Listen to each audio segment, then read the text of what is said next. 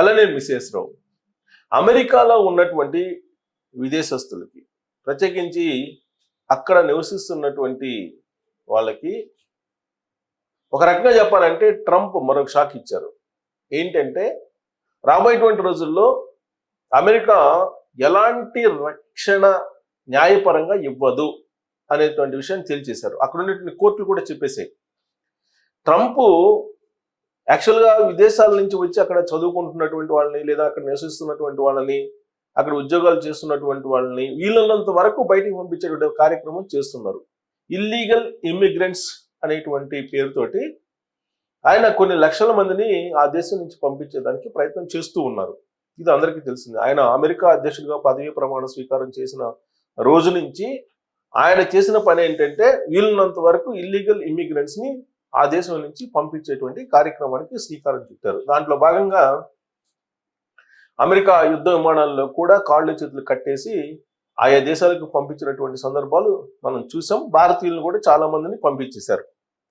అయితే ఇప్పుడు దాదాపు 5 నుంచి 10 లక్షల మంది వరకు ఎఫెక్ట్ అయ్యేటువంటి ఒక పెద్ద న్యూస్ ఏంటంటే న్యాయపరంగా ఎలాంటి రక్షణ ఉండదు, అమెరికాలో ఉండేటువంటి వాళ్ళకి తాత్కాలిక న్యాయ రక్షణ ఉండదు అని చెప్పి ఒక అనౌన్స్మెంట్ చేశారు.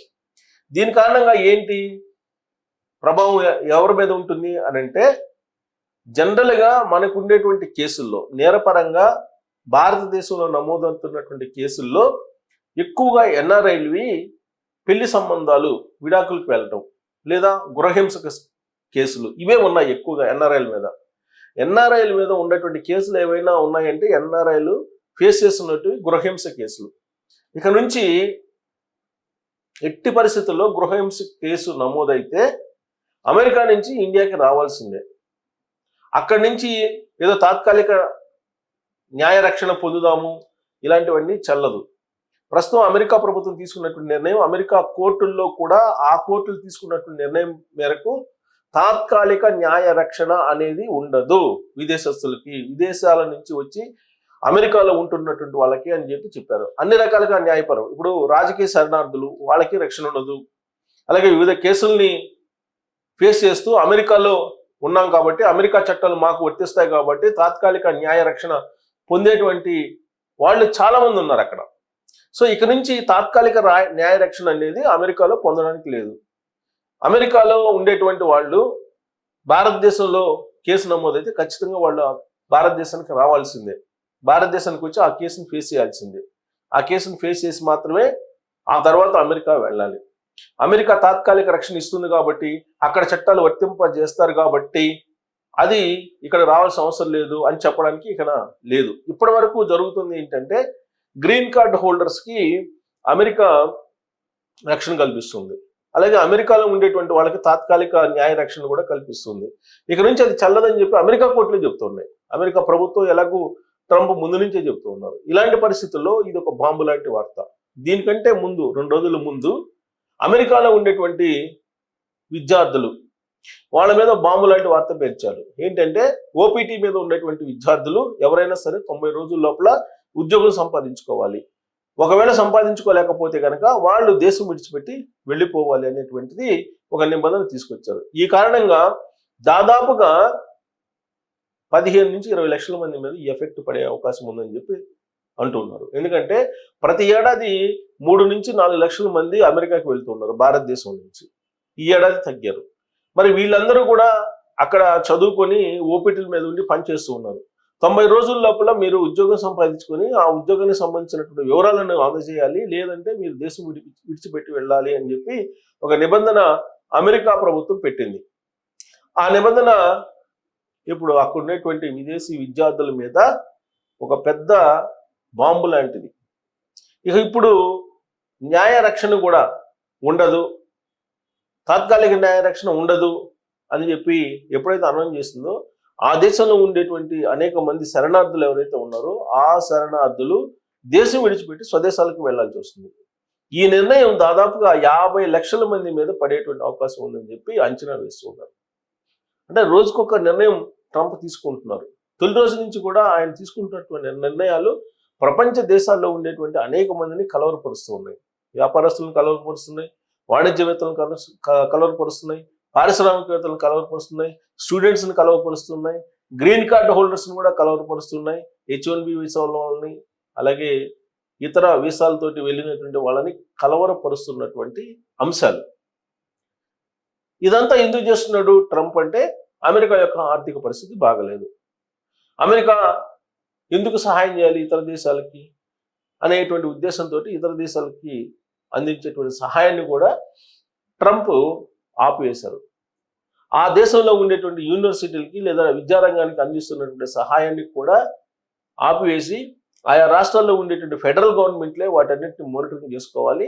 అంతే తప్ప అమెరికా ప్రభుత్వం ఫెడరల్ రాష్ట్రాలకి లేదంటే యూనివర్సిటీలకి నేరుగా ఫండ్స్ను అందించడం కానీ సహాయం చేయడం కానీ చెయ్యదు అనేటువంటి విషయాన్ని చెప్పారు. అసలు విద్యారంగం ప్రభుత్వ పరిధిలోకి రాకుండా స్వతంత్రంగా చేసుకోవాలి, స్వతంత్రంగా అభివృద్ధి చేసుకోవాలి, స్వతంత్రంగా నిర్వహించుకోవాలి అనేటువంటి విషయాన్ని ట్రంప్ కుండబద్దలు కొట్టినట్టు చెప్పారు.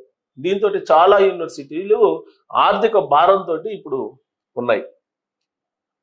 అంతేకాకుండా ఇప్పుడు వీసాలు, స్టూడెంట్స్ వీసాలను కూడా ఆపేశారు, స్టూడెంట్స్ వీసాల ఇంటర్వ్యూలు కూడా ఆపేసేశారు.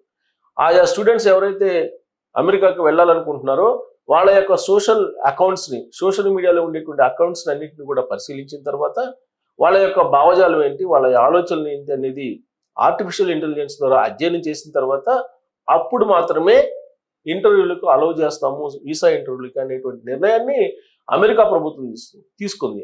ఆ మేరకు అమెరికా రాయబార కార్యాలయాలు కూడా సన్నద్ధమయ్యాయి. అందుకే ఇప్పుడు తాజాగా ఇంటర్వ్యూల కోసం ఎదురు చూస్తున్నటువంటి వాళ్ళకి ఒక మెయిల్ రూపంలో మెసేజ్ పంపించారు. మీరు ఇంటర్వ్యూలకు సంబంధించిన డేట్ల కోసం చెక్ చేసుకుంటూ ఉండండి, తరచుగా మీ అకౌంట్లన్నింటినీ చెక్ చేసిన తర్వాత అప్పుడు అమెరికా ప్రభుత్వానికి లేదా అమెరికా ఎంబసీకి ఆమోదయోగ్యం అయితే మీకు డేట్ ఎప్పుడైనా ఫిక్స్ చేస్తాము, కాబట్టి మీరు తరచూ మీ మెయిల్స్ని చెక్ చేసుకోండి అని చెప్పి తాజాగా మెసేజ్ పంపించారు. సో ఇలాంటి పరిస్థితి అమెరికాలో ఉండేటువంటి విద్యార్థులు కానీ అమెరికా వెళ్ళబోతున్నటువంటి విద్యార్థులు కానీ ఉన్నాయి. ఇక రక్షణకు సంబంధించి అనేక రకాలుగా రక్షణ పొందుతున్నారు, తాత్కాలిక న్యాయాన్ని పొందుతున్నారు అమెరికాలో ఉండేటువంటి వాళ్ళు.